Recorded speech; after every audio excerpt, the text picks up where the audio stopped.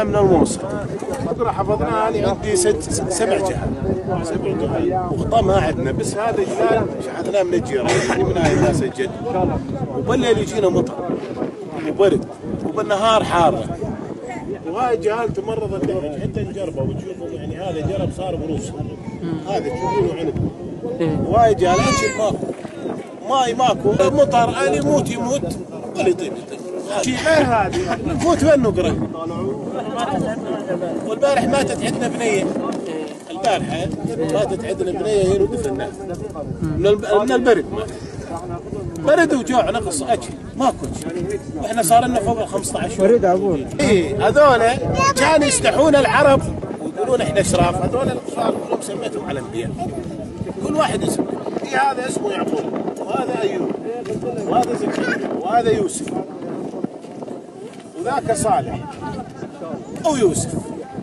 كانوا مشراف يفكون اسم الانبياء، كانوا مشراف وقاعدين على كراسي بس ما بيهم شيء.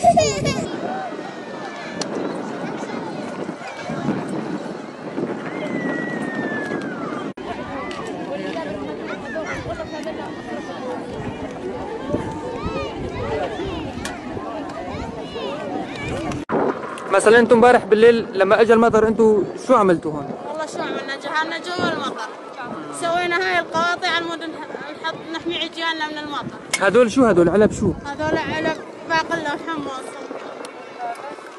هاي المعونات اللي جتنا العلب ماتت. هذا قبر بالليل وبالنهار تنام على حافته. شوف الحرم هاي